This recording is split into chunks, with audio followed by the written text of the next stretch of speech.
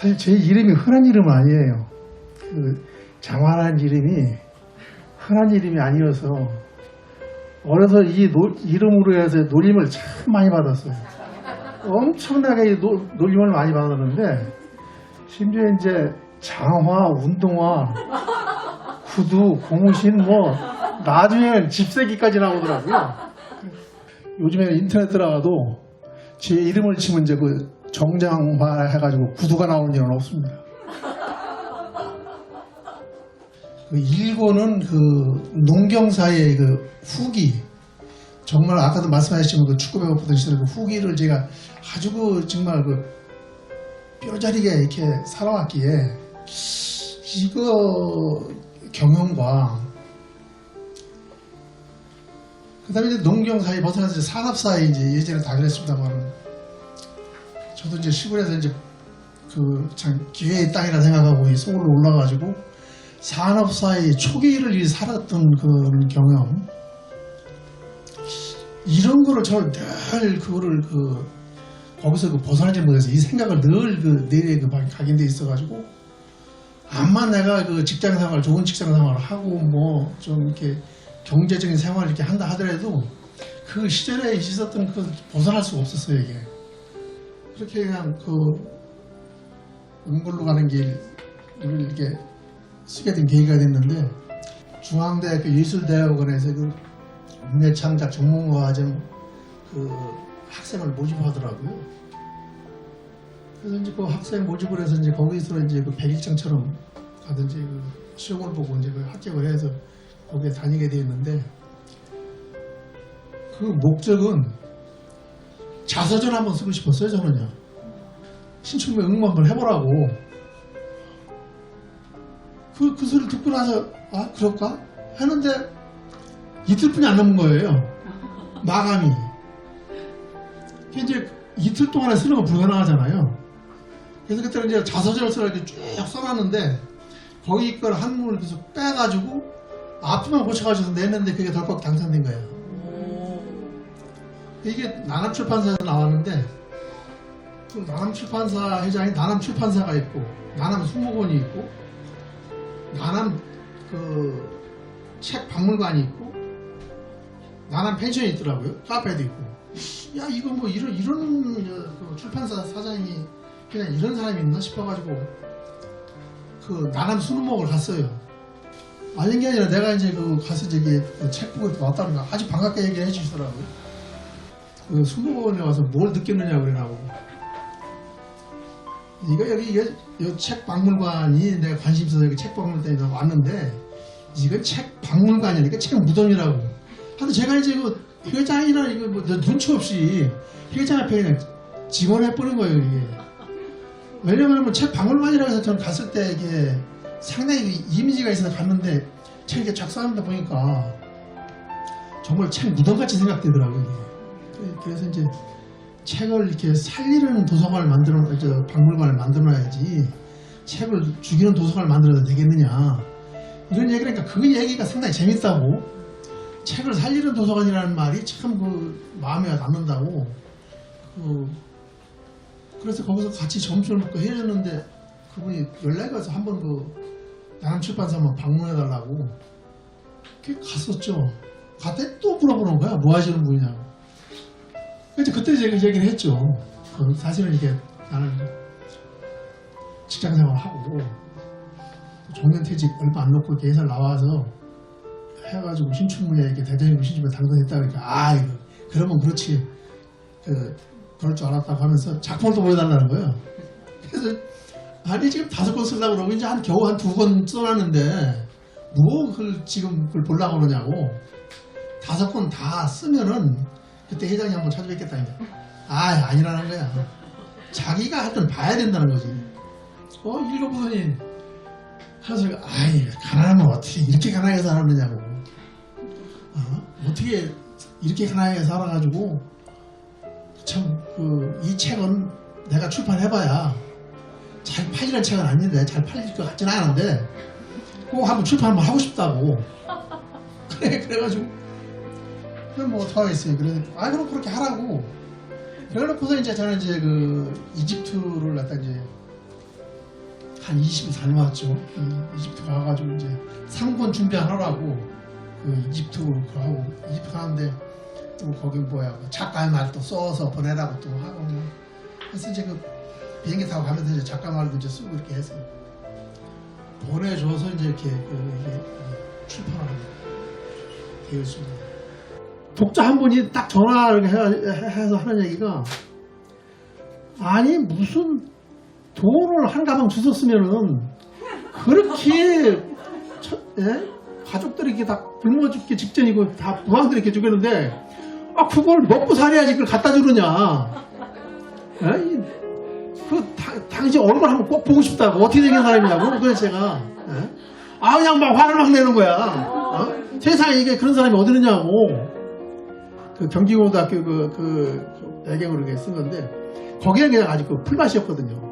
거기서 내가 돈가방을 주는 거 10원도 안 틀리고 그 현금이고 근데 집이 열차값이에요 이게. 10원도 안 틀려요. 근데 그 가방을 이렇게 주워서 갖다 주는데 돈가방 찾아주고 내가 그렇게 혼나는 게 또 처음이야. 그러면 돈가방 좀 그거 좀 빼자. 세상에 돈 한 가방 들고 그거 저 축구배우 그렇게 하는데 그걸 그냥 갖다 경찰서 갖다 주는 사람 세상에 그게 진짜 소설도 그런 소설이 어디 있느냐고. 안 된다는 거야.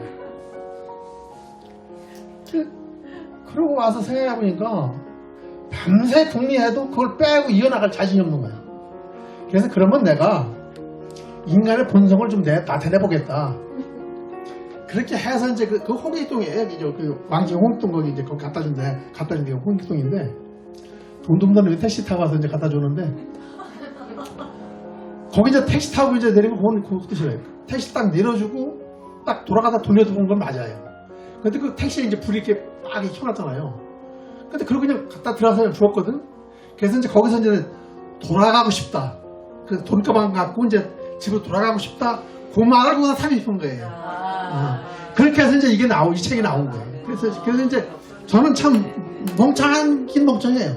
그 돈가방 가졌으면 저는 이제 평생 고생하지 않고 다음은 국회의원 한번 했을 거예요 아마. 왜 그러냐면은 예전에 그냥 돈 저 갖다 주면은 비례대표에서 이제 국회의원 한 자리 주고 그래서 저보고 국회의원 한 자리 하라고 했던 사람도 있었는데 근데 저는 그냥 그 돈가방 그냥 갖다 줬어요. 이거를 갖다 주었고 그대로 했고 그 사례금도 그대로 받았고 이렇게 해서 이 작품이 나온 어떻게 보면 상당히 우여곡절 있는 거죠. 나이가 이제 이 나이 정도 되니까 이제 80이 다 돼 보니까 아버지가 진짜 그 금덩어리를 줬기 때문에 나한테 돈가방이 온 거고 내가 돈가방을 줬으니까 내 자식도 더 잘 되지 않을까. 이 코로나 때문에 애들이 안 오는 바람에 여유 있게 텃밭을 돌보다가 그 생명의 신비에 뒤늦게 눈을 뜨고 그래서 너무 재밌고 그래서 폭 빠져서 지금 이제 하는데 이 선생님의 이 은골로 가는 길 1권에 이 농사를 짓는 이 정말 생존기가 이렇게 들어있는데 저는 그게 너무 재미있는 거예요. 네. 아버지는 밭을 매며 엄마와 떨어지는 게 너무 싫어. 아버지 말대로 몇 날 며칠을 고민한 끝에 생각한 것이 바로 밭 세 고랑을 둘이 매는 것이었다. 아버지와 엄마 사이에 밭 한 고랑을 두고 똑같이 반반씩 매는 것이 아니라 아버지가 더 매기도 하고 엄마가 덜 매기도 하면서 서로가 한 몸처럼 속도를 맞춰가며 일을 했다. 나란히 앉아 밭을 매면 서로 힘든 줄 모르고 시간 가는 줄 모르고 일이 즐겁다고 아버지는 쌍둥방처럼 늘 엄마와 같이 밭을 맸다. 무슨 얘기를 하는지 보리밭을 매면서도 두런두런 얘기하는 소리가 끊이지 않았다. 어머니하고 아버지하고 금슬이 진짜 좋았어요.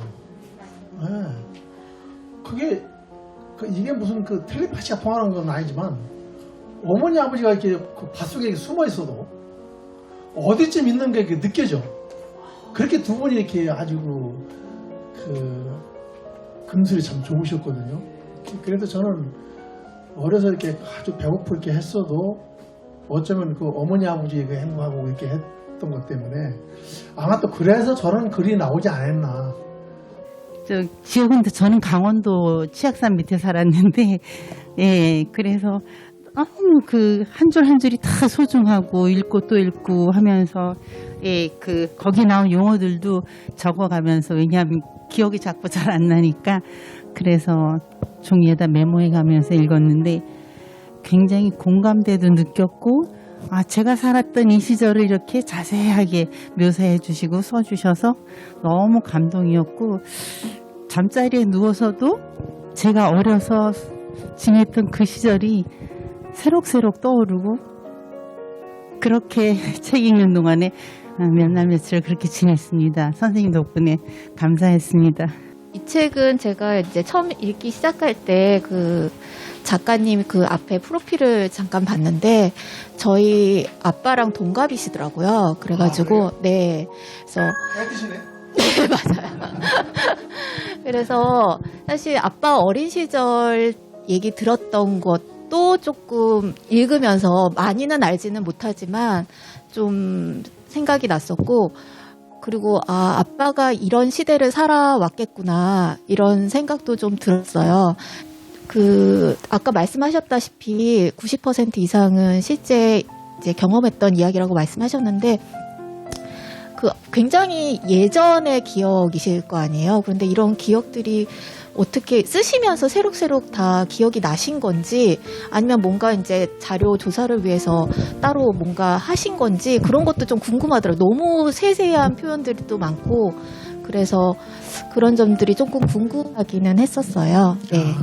점심 한번 싸가는 게 그토록 소원이라서 점심 싸갔다가 에이그 이 새끼야 그걸 밥이라고 먹냐? 이렇게 뒤에서 저는 이제 선배라던가 짓궂은 친구가 이렇게 말했겠거니 했는데 이제 목소리를 듣고 집 가는데 우리 담임 선생님이었다 해서 이 부분에 너무 충격을 받았고 그리고 이제 거기서 또 더 마음 아팠었던 건 68쪽에 집으로 돌아와서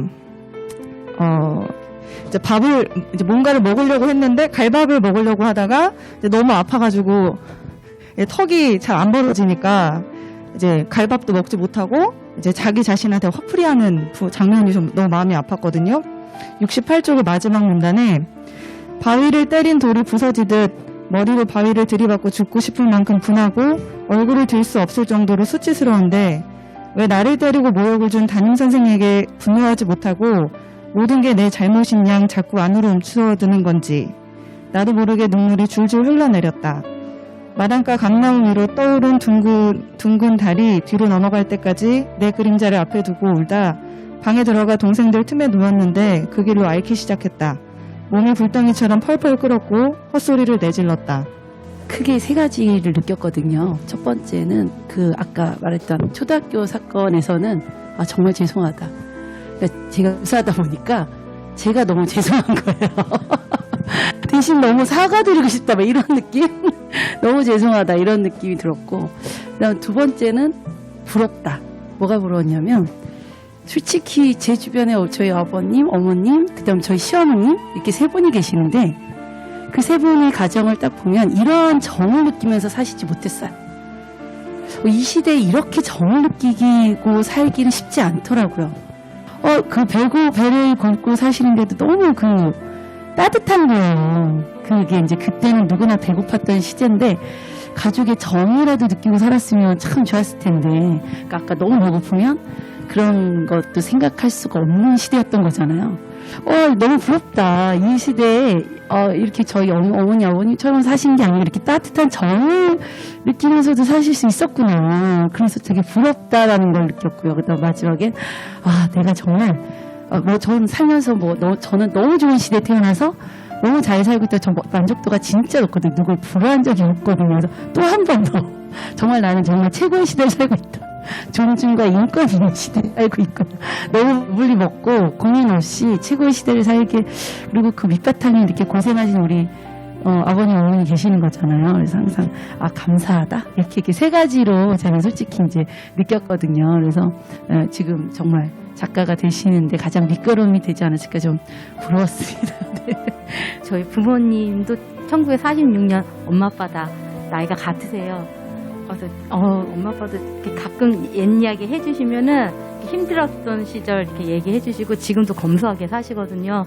그래서 저희 같은 경우 음식물 나무 막 버리고 그러는데 함부로 안 버리시더라고요. 부모님들은 그런 거 보면서 참 저희 부모님들이 그렇게 사셨고 지금 저희는 정말 경제적으로 윤택하게 잘 살고 있구나 이런 거 느꼈고요. 그 다음에 이제 교사로서 이제 제가 학교에서 이제 아이들하고 함께하는 시간이 늘 많다 보니까 선생님의 말 한마디가 이렇게 중요하고 선생님이 함부로 애들한테 내가 화난다고 해서 내 화를 아이들한테 넘기면 진짜 안 되겠구나 그런 것도 좀 깨달았어요. 그래서 나로 인해 누가 상처를 받으면 안 되니까 굉장히 따뜻하게 저는 느꼈지만 선생님이 정말 그 삶을 하나하나 보면 진짜 굉장히 눈물 없이 볼 수 없었을 것 같고 사실은 그 삶이 되게 힘드셨을 텐데도 불구하고 정말 이렇게 아름답게 써주셔서 정말 참 따뜻하게 느꼈고 이 권에서는 정말 우리나라의 어떤 산업의 현장에 계시면서 사실 막연하게 생각했던 걸 너무 디테일하게 표현을 해주셔가지고 진짜 이게 정말 와닿았거든요. 그리고 이게 소설 같지가 않고 정말 저는 소설이라고 읽지 않았던 것 같아요. 그냥 선생님의 삶처럼 느껴져서 전체적으로 그러니까 산업 이 권을 보면은 굉장히 아프더라고요. 사실 이 권을 보면서도 되게 아팠지만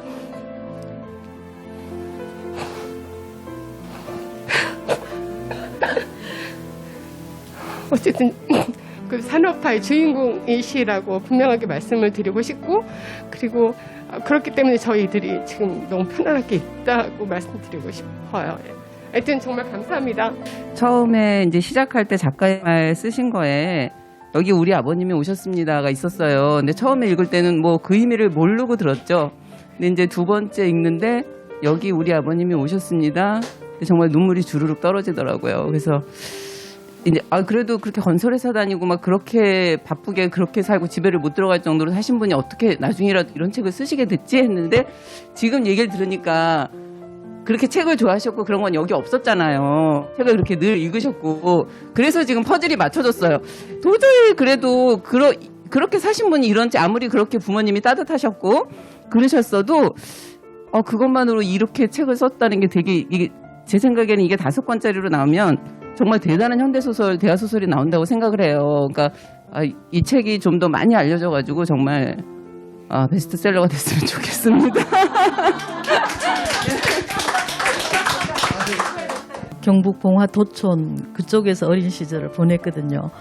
그래서 작가님 책을 읽으면서 저 어릴 때 그 친구들 모습이 그대로 떠오르더라고요. 그래서 너무 저 이야기를 이렇게 하는 것처럼 제 이야기처럼 정말 푹 빠져서 읽었습니다. 거기에 저기 보면은 마지로서 그 책임감이 크시고 그랬을 텐데 그 마음을 아주 찬찬하게 이렇게 동생들에 대한 사랑이라든가 뭐 이런 것들이 가족에서 또 마지의 그 자리를 어떻게 이렇게 지켜오셨는지 그런 모습들이 너무 하여튼 저한테는 대단하신 그런 생을 살으신 것 같아서 되게 존경스러웠습니다. 저기 수필 공부를 얼마 전에 작년에 시작을 했는데 제가 봄에 대한 이야기를 쓰다 보니까 그 어릴 적 그 시골 마을에서 봄에 먹을 거리가 없어가지고 그 송기 있잖아요. 여기서 말씀하신 활인송 그거를 이제 벗겨 먹고 다들 장에 탈이 나가지고 황달이 와가지고 이렇게 마을에 가보면 몇 사람씩 거품을 물고 이렇게 막 쓰러져 있고 했었다는 이야기를 제가 친정 엄마한테 들었거든요. 그랬는데 얼마 전에 벚꽃이 흐드러지게 폈을 때 여의도 그 벚꽃놀이 있잖아요.